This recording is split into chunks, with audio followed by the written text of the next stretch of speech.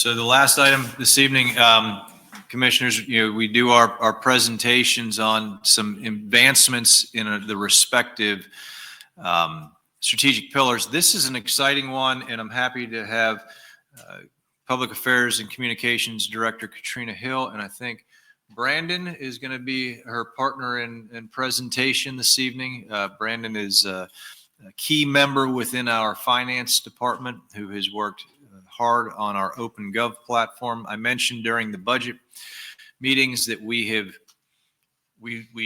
launched OpenGov as a budgeting platform during the creation of the fiscal year 26 budget. We really piloted it with a few of the smaller cost centers and departments in anticipation of launching it citywide with all departments next year. But one of the great outcomes of it right off the bat is the online presence of our budget. So I want to have them share that with you this evening in how that works and the efficiencies that come about for that and the transparency that is expanded. And then we're going to finish with a quick update on another new digital platform we have, which is the community calendar. So with that, Katrina, take it away. Thank you, sir. All right, so we're going to start right from the very beginning so everyone knows how to access the new budget. So if you go to the home page of our website, you'll be presented with the top header and the video as usual. If you scroll down just a little bit, you'll see this new set of links right here, the transparency links. This very first one is the online budget. So if you click that, it takes you off. I'm sorry, the mouse is, there you go, to the budget itself. This has all of the same information that's in the printed books that you all receive each year, but in a online version that's really easy to navigate and really easy to work through. The very first page you land on is the table of contents page. So if you prefer to navigate it that way by just sort of control find the word you're looking for or scrolling through that way, you can. Everything is also accessible through the menus at the very top of the page. So this introduction section has things like the reader's guide, our budget award, our organizational chart, the robust budget letter that CJ and the team put together every year. So all of that content that's right in the front of your book that just kind of gives the context for the whole budget is all there. You also have an overview tab. And here you've got a lot more background information about Winter Haven itself. So there's a whole summary going through all of the strategic planning efforts you all have done over recent years. Lots of information about Winter Haven, full transparency on our budget process and how we put the budget together. Some other things that are in this, we have a 10-year millage rate comparison. So if anyone wants to see how the tax rate has changed over time. And we were just asked today if we could provide 10 years of debt history. And we said we sure can. Here's a link. And it's all already right here. Excuse the scrolling. But we've already got all of that information there for the public or anyone who would like to see that at any time. These last two tabs gets you into the budget, the numbers of the budget. So under the funds tab, you can see all of the different funds that we use to operate as a city. We'll take a look at the general fund tonight, but all of the fund overview pages follow the exact same structure that you're going to see here. So it begins with a summary. You can see the fund number, so you'll always be able to see the fund and account number at the top of any chart to know where you are. And you can see the fund summary starts with the revenues for that fund going back 2 years. And you scroll down a little bit and you can see the expenditure overview for that fund as well. When you move on down the page, you're going to get to the next section here, which is budgeted revenues for that fund. So it takes you through all the different categories of revenues that feed into it. So you can see here, for example, you have ad valorem taxes, it goes into local option gas taxes, and it continues through all of those other general fund revenue categories as you scroll through it. If you go past the revenues, the next section you'll get to is expenditures by cost center. So this outlines all the cost centers in that fund and gives you their kind of bottom line expenditures. So you can get at a quick glance all the cost centers that are within that fund and how they're made up. And then finally, if you scroll just a little bit further to the bottom of each fund overview page, you get a section that outlines all of the cost centers in that fund. So for example, here in the general fund, you see you've got the city commission, legal, city clerk, you have city manager, public affairs and communication, financial services. Scroll down to other departments that have cost centers. You've got public safety, parks and rec, public works. The list goes on. There's quite a few in the general fund. But all of these are links to those cost centers where you can then dive into even further details into every single cost center that we have. So I'm going to take you into the aquatics cost center tonight.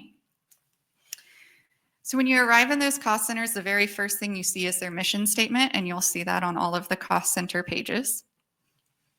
You can then scroll down, and this is another enhanced transparency integration we have here. So as you know, we use a platform called Achieve It to track all of our performance metrics that are outlined in our strategic plan. That is now fully integrated right into OpenGov, so you can see those updates live. So what you're looking at here in aquatics, for example, if you look at the open swim participants, you can see that in fiscal year 25, they had almost 15,000 participants in open swim. And if you look on the far right column where you see the comment, you can see in September, there were 633 of those. You'll also see the fiscal year 26 metric has popped in there. That's because as of 10/1, we are in fiscal year 26, but you'll see there's no update on that yet. So it says last updated 10/31/24. That's because that's when we created the plan and we loaded it into Achieve It. The aquatics team will get a request to put in October's numbers in the 1st of November. So you'll see this throughout the budget, that fiscal year 25 numbers are there. And then in the first few weeks of November, you'll start to see fiscal year 26 numbers populate in real time as their input. When you scroll down below the performance metrics, you then get to the detailed budgeted expenditures chart for that cost center. Again, you've got a little bit of wayfinding here. We're in the general fund, we're in the Parks and Recreation and Culture Department, we're in the aquatics cost center, and here's the actual account number as needed. And you can see in detail, so here's all of their expenditures that are budgeted for personnel services, for example. And so you can scroll down and then you get their operational expenses, and you can go on to the next section, which talks to authorized personnel. So in each cost center, you can see the full-time equivalent of folks that are budgeted in that cost center. If you see something like the recreation manager there on the top, that 0.15 of that position is budgeted, that's because multiple cost centers share the cost of that position that provides oversight to multiple teams. And then you can also see some of the pay grade information there as well. And then finally, the bottom section of each of these account pages is the account details. So there are key accounts that we line item out to show exactly what is planned to be purchased there. So for example, the very first one, tools and equipment under $1,000. Those are things that they have planned to buy for the Rowdy Gaines pool. So you can see they're going to get some lifeguard tubes, some maintenance tools, a new backboard, and some umbrellas. And you can see the same thing totaled out for the new Winter Haven Recreation Cultural Center pool. And then all of the capital expenses in any cost center would also be detailed in this chart. At the bottom of the page, you can go back to the fund, back to the table of contents, or I want to continue our tour and go on to the 5-year capital improvement plan. So if you click on that drop down, the very first page you can click on is an overview of the 5-year capital improvement plan. You've got some narrative at the top that explains what this is, and then you go into all of the overview charts. So at a glance, you can see where the revenue is coming in for our capital projects. And as you scroll down, it outlines all of the different sources of revenue for all the capital projects. Under that same drop down, you can also click on the project pages table of contents. And here you will see a link for every single capital project in our capital improvement plan. We're going to look at 3rd Street Northwest. This is very close to home. It's right out here behind you. And this is the complete street project planned for 3rd Street Northwest. So every every project page gives you a location, it gives you a map, the department, the contact, estimated start and end dates, project codes. Your strategic plan alignment is there for every project as well. You can scroll down to get some more in-depth detail, including a narrative that is a project overview, project benefits and how it ties back to the strategic plan. And finally, each page ends with the budget for that capital project. So again, every capital project has its own page with those details. And finally, the last feature I want to walk you through, if I can get it to work. This budget can be translated into, I believe it's over 70 languages. And so this just helps with the accessibility and the transparency. We have a lot of, for example, Spanish speakers in our community. So if we scroll down, Chinese. put it in Chinese. I can put it in all sorts of things. You got Chinese at the top. Let's see what that looks like. You want it in Chinese? Okay. Is it Mandarin? It's probably under Mandarin. Yeah. Mandarin. There you go. Chinese traditional. Here you go. See, that's not really Chinese traditional saying. because they would go. Oh, stop. Whole TPO is the same. Katrina, can you go ahead and put it into Spanish so we can I sure maybe can. make a little more sense? My Mandarin is not that good. Traditional Spanish or So there was just one. just one? Probably Spain. But it does translate everything on the site, including, you know, your labels within the tables as well. Is that in pesos now? No, it's still US dollars. I'm gonna. And just real quick on this, if you notice, all your tabs at the top also changed. Katrina, go back to any one of those and just click on it. Everything is changed throughout the entire document to the language that you've selected.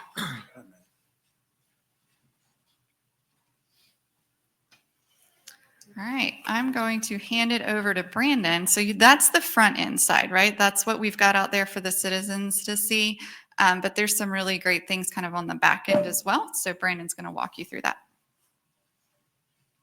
Good evening, Mayor Commissioners.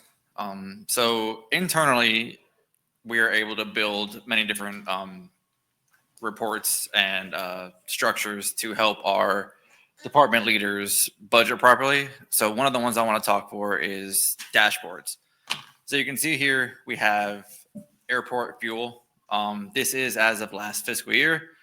And you can see here at the bottom, based off what we have in this budget, they budgeted 1.16 million, and we have spent a little over $1 million in airport fuel. It gives you a graphic of how much we have roughly left to spend with that. It's also with a percentage. This can be built for any account that is within our city. The department leaders are able to add a report tile. If they would like to add a different account, they can set it up as they will. If you click into the settings feature, so it's where we have our views. You can come down here to the bottom. I'm sorry, this mouse is being finicky. And we can change the display feature. So you have it as a gauge right now, but if you want it as a stack chart, you can click it, hit save, and it will change the display of the account. So depending on how you'd like to look at your visualizations, you have many different options. There's the table chart, pie chart, the gauge, and the stacked bar chart. So not only does this give you this option to look at it as just a quick glance, such as if you're driving your vehicle, look down, how much gas do you have? You look down, how much money do you have left? You can click into these dashboards.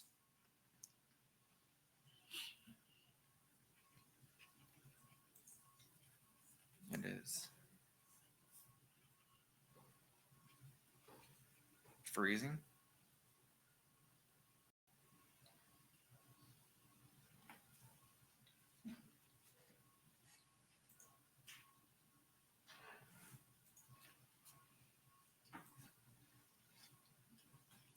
I'm sorry.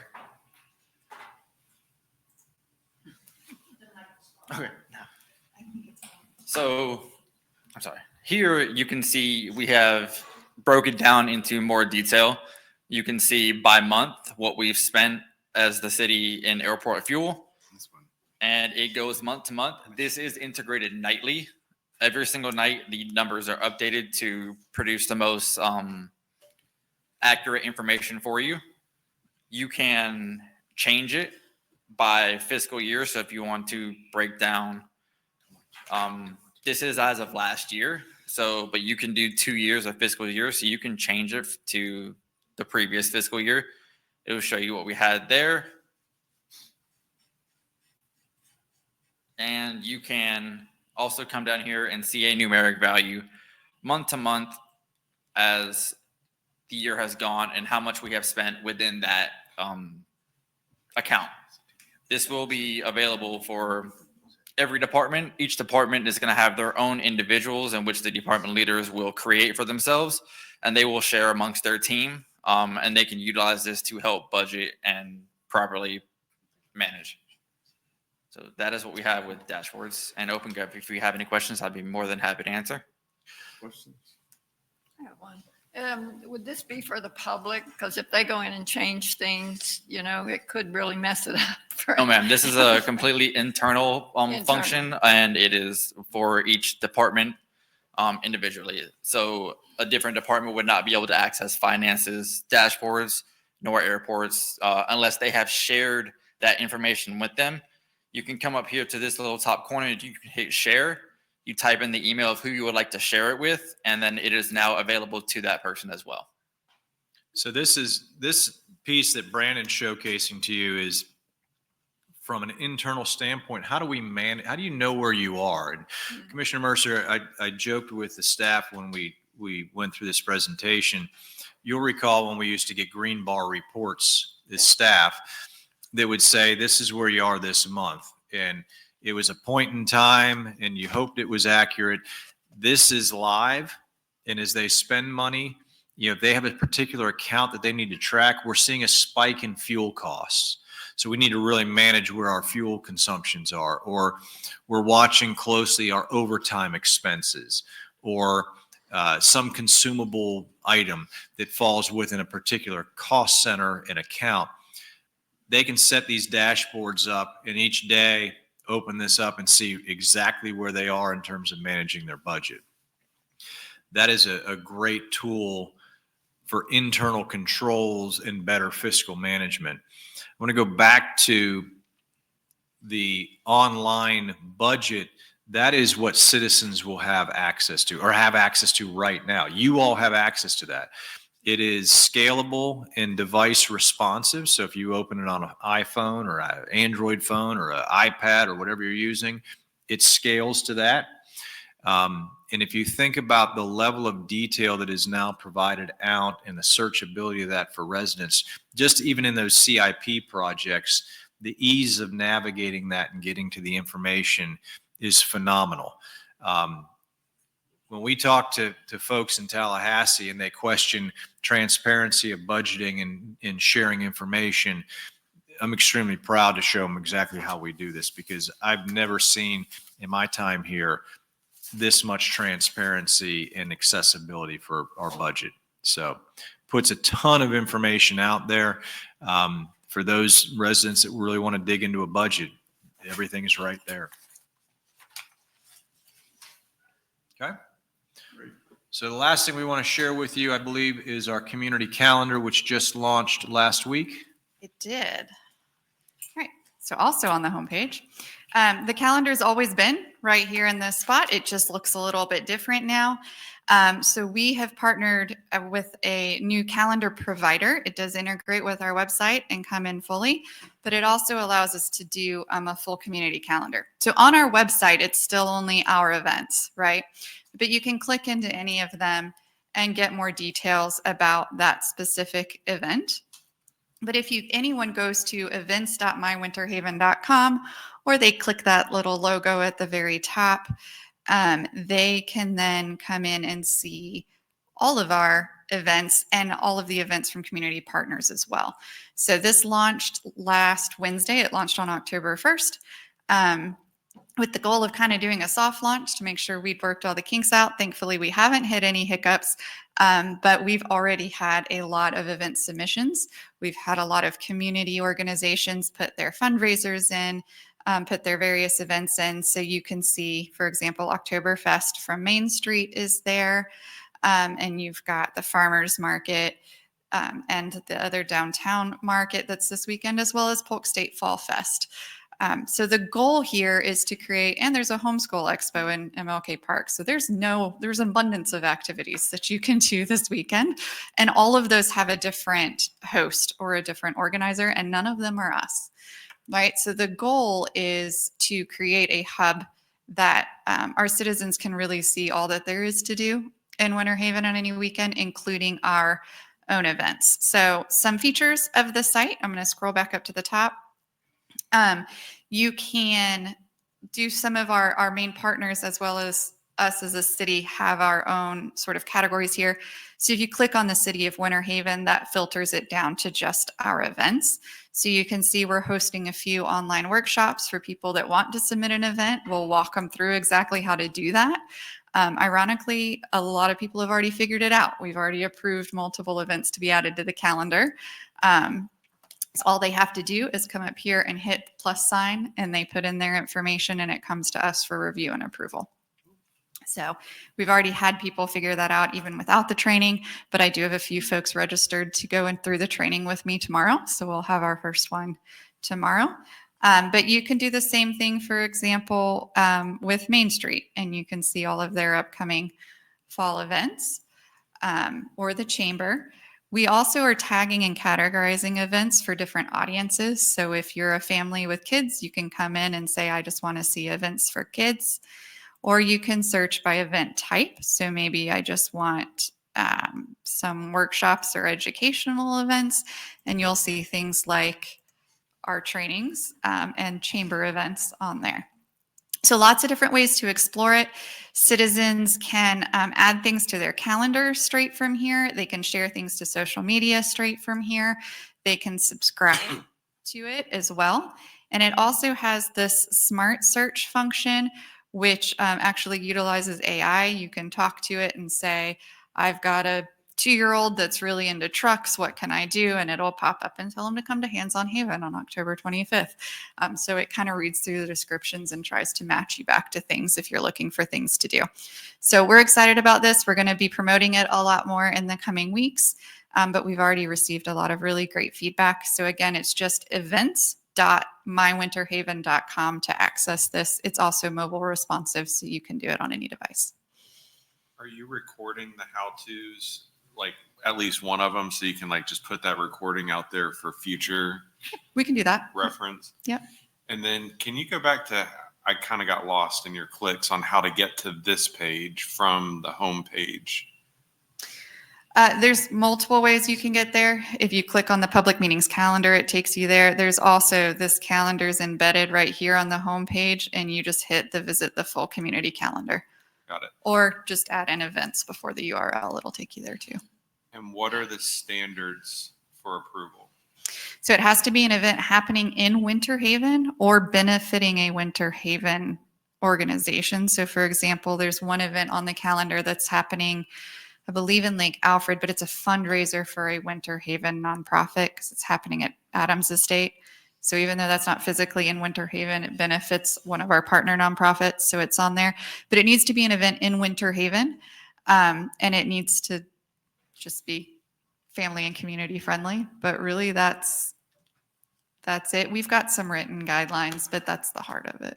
Yeah. I gotta say, this is awesome. We've been wanting this for the longest time. When we first started the Cultural Arts Committee, they started doing this. We tried to get HIP involved. It just became a big mess and nobody participated. But if you can get everybody to participate in this, this is going to be a big hit. I can tell you right now. So you got to just keep at it and get everybody to do it, and it'll be a big hit. And what I'm really excited about is this new platform makes it so easy. I think that's been the barrier in the past is it's been hard to find a way that just everyone can contribute and put it in one place. This makes it really easy. And if there's organizations out there like maybe Polk State College or the Chamber or Main Street that we know we just want all of their events on our page, we can actually just set up APIs and make that an automatic update onto the calendar when they post something on their calendar. So we'll be doing that with select organizations as well. It can be churches, it can be charities. Churches, charities, and even, it doesn't have to be nonprofits. So like the Saturday Market is not a nonprofit organization, but they're on there because it's a great event for our community. So Katrina, you're the manager Yes, sir. for this? Well, and it kind of self-manages too. So this platform, Commissioner Dancer, you're right. We've tried to do this for years. We try to get the chamber to do it and other organizations to do it. Nobody wanted the liability of trying to manage it. We mentioned a couple weeks ago, we renewed a contract with Zen City, our social media mining software. Some people had left that organization years ago and went to explore how to do this. And we had met up with them through ICMA. And they had pitched this to us, and the more we dug into it, it was like, this makes a lot of sense if it works the way it does. And I think we are one of the first communities in Florida to launch this. We're the second community in Florida to have this. So it all came down to, it's got to be easy. It's got to be something that doesn't take a whole lot of management from us or create a lot of liability. And Katrina and the team, when we presented the idea, ran with it. IT is very involved in this as well. And we're excited to see how it works. Great. Will things automatically drop off after the event's held, or do you got to go in there and manually move it? No, they drop off. But everyone that's registered then can say, if I've ever registered for an event on here, I could say, tell me about future events that are for families or for this. And then they start to get emails or text messages, whatever they opt into. So hopefully it doesn't just be a great thing for event organizers. It becomes a really great thing for event goers as well to find things. And it's going to be keeping the content coming in, because I think Correct. that's the problem with the count is like, this is great now, but then 6 months from now, people forget about it. And then, so that's my next question is, well, I saw the email that went out, and I think that went out to like all the nonprofits or Yes, sir. community leaders and things like that. Are you going to continue to try to expand that list, number one, of who that goes out to? Mm-hmm. And then number two, send that out maybe every 3 months for the first year, and then maybe every 6 months after that, just a continuous reminder. Don't forget, put your, because if you don't remind people, then it's going to go away and die. Absolutely. Yeah, we have a communication plan for this that includes social media posts to promote the front end, and then email reminders and expanding those lists. And anyone that registers and puts an event in, we had an individual register and put an event in. And so they are now on that list to receive those reminders as well. So absolutely. And so for you all, somebody asked you, hey, is there something happening at MLK Park this weekend? From your phone, you can navigate this quickly and say, yes, here's what it is. Here's all the information. That roll-off component, when I looked at this last week, the World Wakeboard Championship event we had at MLK was plastered all over here, and it's gone now because the event is concluded. We didn't have to do anything to make that happen. So again, I think it's important that it's responsible government is about how do we engage the community? How do we disseminate information? Budget is a huge piece of that. And I challenge anybody that wants to say we're not being forthcoming with our budget and the information that's there. We don't get that within our community, but we hear that from Tallahassee. It's all right there. In fact, that response on debt service and debt schedules came to me today from a local legislator, was asking for that information. I sent them a link to that specific page of debt schedules within this budget document so they could see that it's all there. This is about how do we keep our community informed on what's happening within the community, not just our stuff. So very, very proud of the team that has put all this together.